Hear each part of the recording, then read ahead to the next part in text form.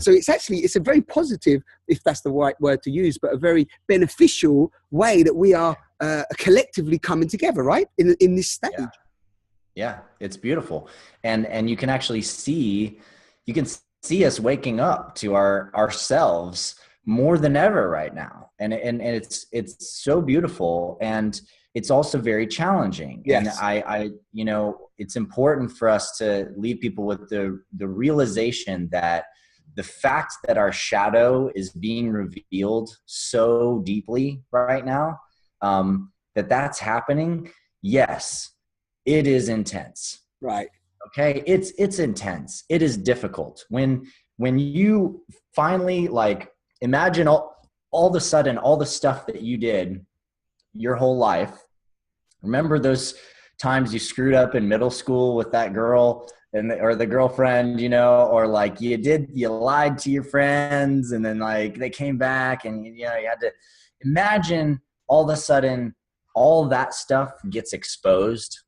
Imagine all of a sudden there's a group of reporters that go back and they're like, yep. And, he asked her out and didn't even take her on a date and she dumped him 2 days later, shows what a good guy he is, or like, yep, that in that sexual moment, that thing really went off, and it didn't, didn't work out the way that they wanted it to, but man, that was embarrassing for both of them, It's like all those embarrassing hidden moments in our lives that everybody has.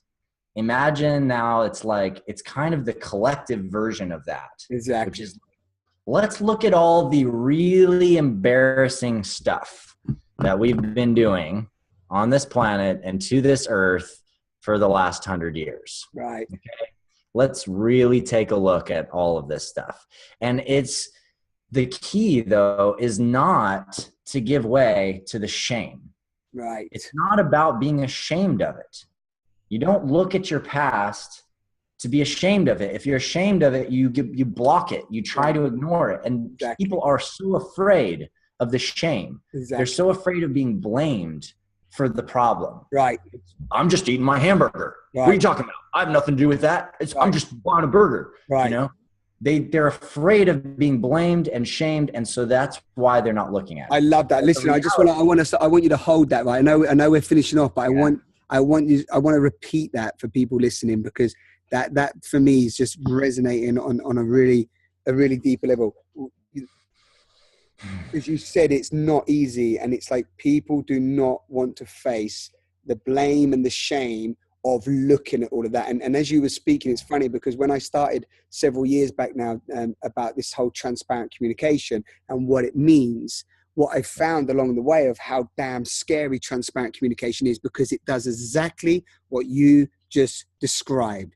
You have to look at every aspect of yourself where, you have to face that vulnerability, face that, that embarrassment. I love the word you used there, embarrassment. You have to face that shame and guilt, but not like I'm just repeating it because it's a really important stage of our own inner transformation, which then works on the collective transformation. And I think that I always love our conversations, but I really love how the underbelly of everything that we've spoken about from the beginning with the politics, everything that's coming through is, when I said earlier, what's the courageous conversation that people are not having? It's like a collective not willing to look at that shame, right? That's what's also arising for me now. And actually the burger guy that you just described, or anybody else that says, hey, it's almost like, how do we have empathy and compassion to say, hey dudes, don't worry, it's not one person, it's all good. You know what I mean? It's being a collective.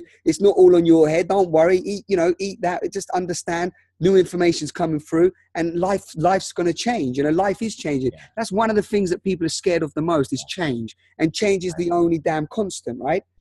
So I just wanted to repeat that, just to let that sink in for myself and for people watching, because I think that shame is powerful force, right?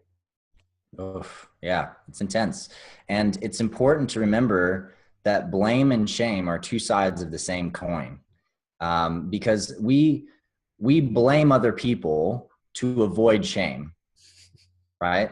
This happens all the time. We don't want to feel the shame, so we blame somebody else. Right.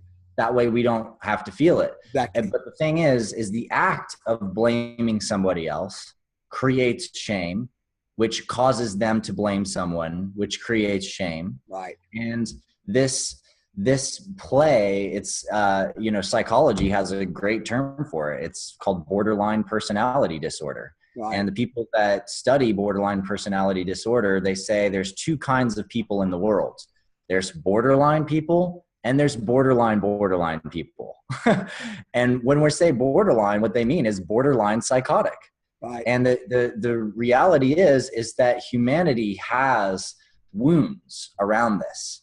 We have done so much and created so much pain, whether or not you're, let's say like white European Spaniard or whatever who came to North America, or his family came here and slaughtered Indians, or you were you had a past life as a Nazi in Germany, or are German and dealing with that, or you were part of a team that helped to develop some technology that made the nuclear bomb, and it like had the destruction that's created, right. Or your parents or your family member or whoever. It's like we've done these things. That is the reality. We have made bad choices, but we can't continue blaming other people for those problems. We can't just blame our ancestors and just blame others. We can't just continue to say, oh, it's the palm oil farming guy, exactly. Right? Because as we talked about, when you look down the chain, you realize that there's a lack of consciousness all the way through the chain. Right. It's not one person's fault. Yeah. And yes, that's not to say I have met a few very, very evil vampires in my life who have choose to try to put people to sleep. They've chosen, and they've said this to me, you like to wake people up. I like to put them to sleep. Right. And I'm like, well, that's a hell of a choice to make. I mean, good luck in the hell of your own making, right. Like have fun whipping yourself and torturing yourself for the rest of your life. But I can see why you made that choice. And when I see through people that have made that choice, and even people that are unconscious, underlying it, usually there's just some trauma and some abuse. Exactly. Where they're hurt inside, and there's a little kid that's afraid, and they don't want the shame, and they've been blamed for so much that it's time for them to actually just accept themselves again and love themselves. And this is the key. This is what I want to leave people with, is that the answer is just being aware of the fact that you're okay. And you can accept yourself, and you're beautiful, and we are beautiful. We're here. We're here. We have made epically beautiful things as much as we have destroyed them. Exactly. And we have to accept ourselves and decide that we want to make a contribution to the future of this planet. Right. We want to do something good. Let's make it up to each other. Yeah. A conscious contribution.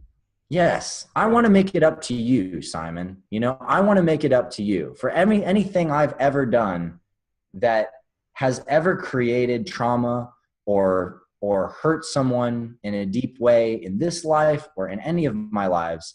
Like, my dedication now is to act in integrity with the reality that I have made those mistakes. Right. And I'm learning from them, and choose to act in a way that is in service to you and to others that I meet in my life, so that I can heal those wounds that are mine, that I've created, and the wounds in myself, by loving myself and by being that integral being that I can look at myself and be proud of myself. Yeah.